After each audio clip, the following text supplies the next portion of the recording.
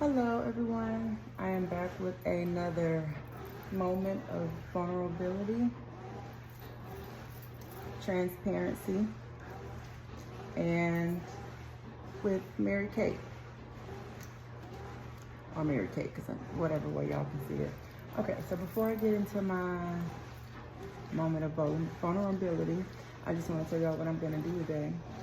So this is my photos. I am going to just give her a little love. As you can see, she is pretty mature. And I don't know if I told you guys, but I purchased her at my local grocery store. You guys, grocery stores are the best place to look for plants.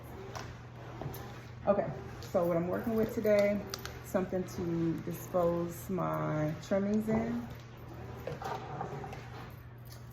and my two pruning devices, the small one and the big one. I don't use this one, I just bring it out for show, but I mainly work with this one. Okay, so I'm just gonna any little thing that looks kind of crazy on her that could be affecting her, like these ends, I am going to kind of help her with those. I'm going to mist her leaves and just rub on her, love her, and because today is, last night was quite a night. I was fighting for my life. Yeah, so my water mister, and then the obvious clean hands. You want to touch your plant with clean hands, just like you don't want nobody touching your baby with dirty hands. Same applies, or same should apply to your plants, because you don't know what type of fungus, bacterial, whatever it is growing on your hands, and our hands are pretty dirty. Okay, so I kind of woke up this morning. By the way, like when I have dreams, like I don't dream about what I just watched. I don't dream about a conversation that I had. My dreams are pretty much just all over the place and unpredictable. So I had a dream, and this is not annoyed, guys. This is just a piece of, I don't know, calloused plant. But so I had a nightmare, I should say, about my past situation. And for me, this person is just, I absolutely hate this person. I mean, I loathe this person. I absolutely loathe this person. Like if this person were to die today, I'd stab him again. But anywho, so I had a nightmare, and I hate when I have nightmares about him. And I think a lot of us don't talk about the after effects of trauma. After we have tried to escape from trauma, after we try to heal from trauma, the process is still traumatic. Even though you're no longer in that process, it is very, very traumatic. I don't know if anybody else feeling this way or go through it, or know for a fact about this, but it tends to make it a painful healing journey. Here I am. I've been away from this person for about 5 years now, and I'm still having nightmares. I'm still waking up afraid. I'm still fighting for my life. The same thing with like my mother. I didn't stop having dreams about this bitch until well into my 30s.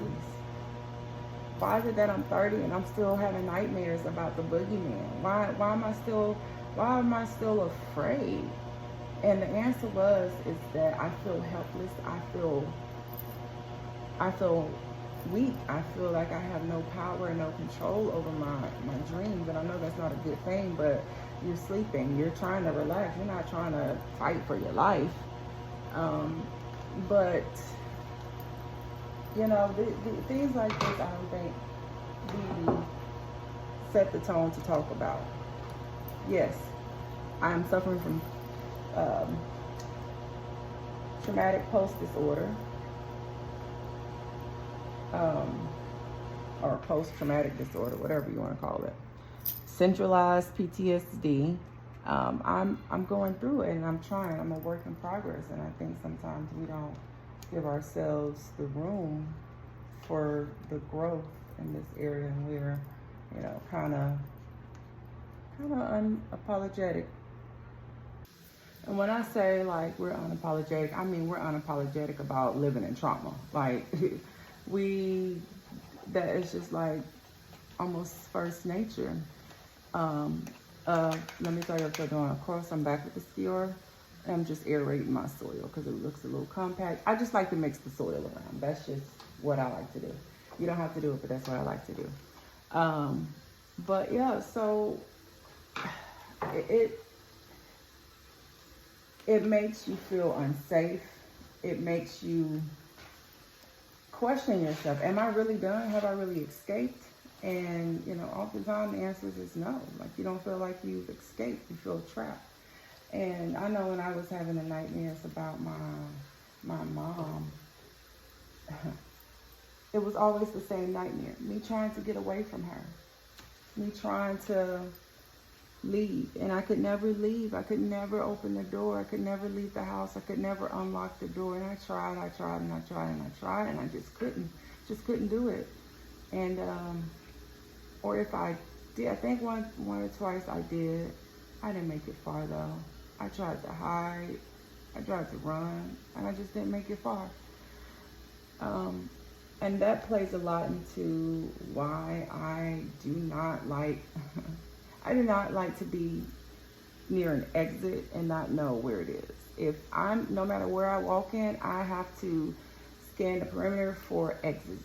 I have to look and be able to know how I can get out of a place, how I can get out of a situation, because my fear is being trapped, being somebody else's victim. My fear is to not be able to escape, to save my life. And so anybody that knows me know it's an automatic. Baby, I'm not sitting with my back turned to the door.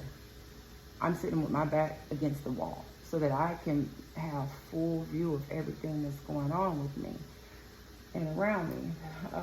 So, that basically is, something that I don't know if anybody else is going through that or have dealt with it. If y'all have, please let me know.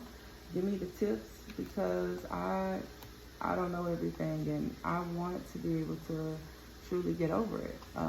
But, I don't want to go too much into details about my nightmare, but just know I'm still having nightmares about this old cockeyed ass roach. And, it's very disturbing. They say when you think about somebody, it's because they're thinking about you first. I know he can't do nothing to me. Like, I know he can't get to me. I know he can't hurt me.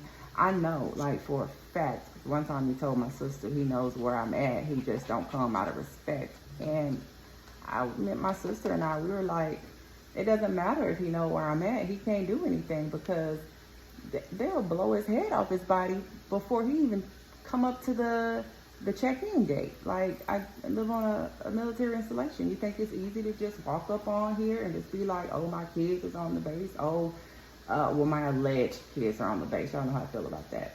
Oh, I'm this person. You can't weasel your way through something like that. They will blow your ass to smithereens, baby, and then go and eat a roast beef sandwich right afterwards. So, I know that there's nothing that he can really do to me. It's just that, it's that, like, almost like how that pimp got a hold of his hoe. And I'm not being funny. I know y'all think I be being funny with these, what am I trying to say? References, yeah. But I'm not. Like, references, that's how I get my point across. It may be funny, but, I'm being absolutely serious. There's not too much going on with her. I don't like to mess with my plants. Y'all know I don't mess with them too much. I let them do their own thing. And that's just how it cookie crumbles. So I'm just gonna lightly mist her. I keep these mists throughout the day, by the way. When it's real humid outside, not hot, when it's real humid, especially when, you know, it's not as sunny, I sit all my pothos out and just let them, you know, enjoy what it should be like for them, because this is obviously not their natural habitat. I also keep these little roots, if you will, moisturized with water. I like to keep the nodes a little moist because it's still a part of the plant. You don't want these things to dry out.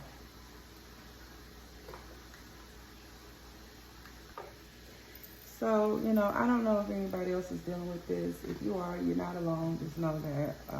Of course, y'all know that I am an emotional support human, so I'm here. You know, all you guys got to do is reach out. I'm here.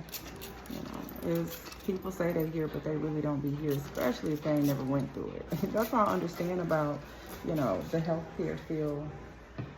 Just because you've gone to school, right, and you have read books and, you know, done evaluations and shit does not make you an expert. I don't give a damn what nobody say, because if you've never gone through trauma, mental health struggles, you cannot relate, period.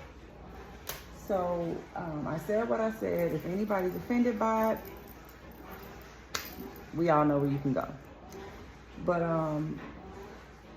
I don't need anybody that has no experience, that has not walked my lifestyle, that has not walked the path that I've been on. And it really ain't got nothing to do with color, to be honest with you. I'm gonna be absolutely honest. At first it was with me, because I was like, you don't know my struggle.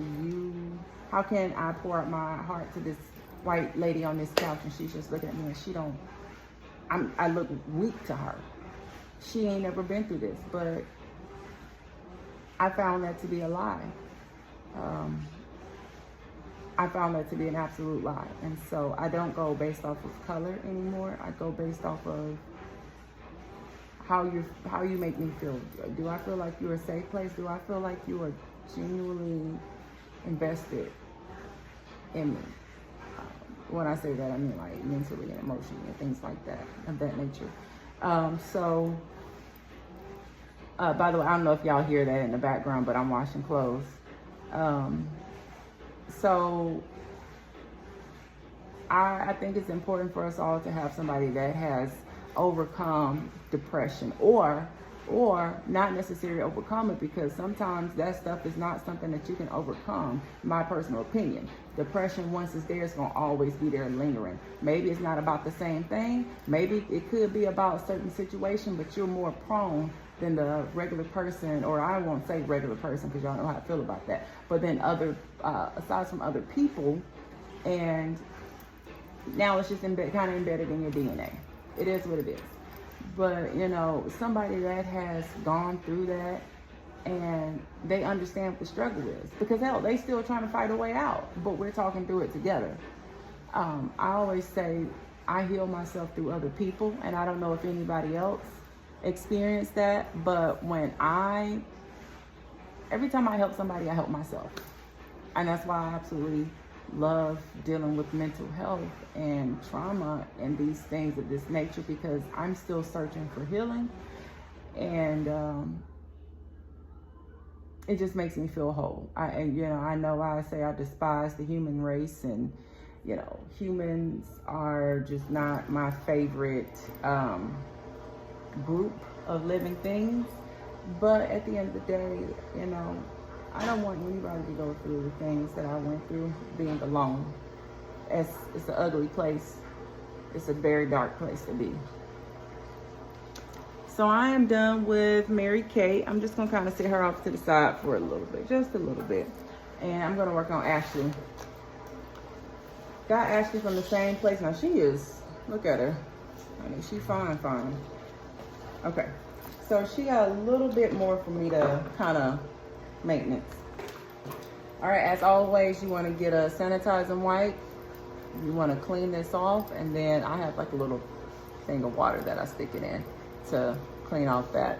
But you want to make sure you clean that off. You don't want to pass around any type of plant STDs. You want to clean this off. because everybody got their own germs, and like that. You don't want to spread that amongst other plants. So see how this is? I'm gonna try my best not to cut it. I'm just gonna try and trim around this hole. But yeah, so I just believe that we can only receive that type of support through somebody that has experienced it. And I hate the fact that there's a very sick I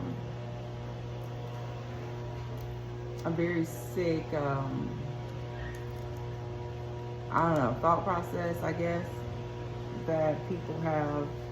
You have to be cured of health issues. You have to, mental health issues. You have to never have had it. You have to have been overcome it,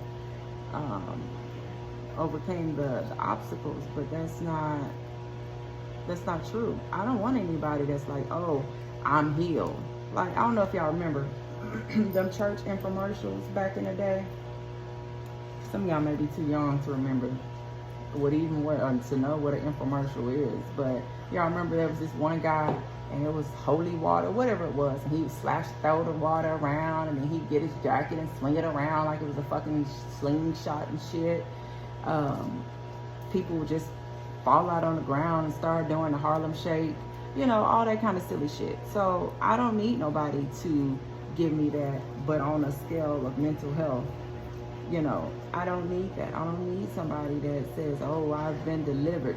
No, because you're not. You're lying, Petey Pablo. So I don't get it. And that's why I say that we have to stick together. Yes, another person may have the same stuff that you got going on mentally, emotionally, but guess what? They understand. They know what it's like. And those are the people I like to talk to. Those are the people I like to turn to. Because they know, they get it, they understand what I'm going through. They see me. They see me without judgment. And that's not the case when it comes to, other people. Or there are people who, don't get me wrong, who deal with the same thing, but they choose to suppress it. They choose to pretend like ain't nothing going on. Then they be wondering why they so goddamn constipated. Well, it's because you holding all that bullshit in. You holding all that shit in, and then literally you started holding shit in. So, I try and be cautious of people like that as well. If it's not too banged up, I'm just gonna leave it on there. Because like Wayne said, if it ain't broke, don't fix it. So I'm gonna Terry's course, just kind of get her little sprinkle going on. Just like y'all don't like having dry ass skin, y'all plants don't like it. I am a true believer. Plants get eczema. These little crusty spots, this is eczema for plants, in my opinion. Now I know some people gonna be like, oh, what is she talking about? These are burnt leaves or whatever it is. Again, this is what I perceive this to be. I don't care what you think or what science says or whatever the case may be. I say this is eczema for my plants. So I keep my plants well hydrated. I don't know if y'all hear baby shark up there. I actually have a therapy appointment physical therapy appointment I need to get him ready for. But always I just want to, end this letting y'all know it's okay. You're not alone. I don't know if anybody else is going through this. I know somebody is, because that's why I was put on my heart to record this, and I just want you to know, keep fighting the good fight. Y'all know I don't like to say it's okay, because no, it's not okay. It's not going to be okay. You just have to do the best that you can to give yourself some type of relief. You just have to do what you have to do. And no, it's not all right. It's not okay. But in the process of trying to figure it out, you have a community of people that are not judgmental, because they know what it's like. I don't know if y'all ever noticed, but the only people that don't judge are the people that are dealing with mental health problems. Excuse me for saying problems, who are dealing with their mental health, or choose not to ignore their mental health. Those are the only people that don't judge. Everybody else, why you want to kill yourself? Something wrong. Hey, she be sharp. She be sharp. Hey, my baby came down the stairs by himself. She be sharp. She be sharp. Oh, she be sharp. Want to tell the people hey? Say hi. Say hi, people. Bye. But yeah, he said bye-bye, right? Because it's time to go. My baby's so smart. He came down here to say, woman, get off of this camera. Stop flapping your gums and get me together. Okay, y'all, I got to get my baby together so we can go. But till next time, stay safe.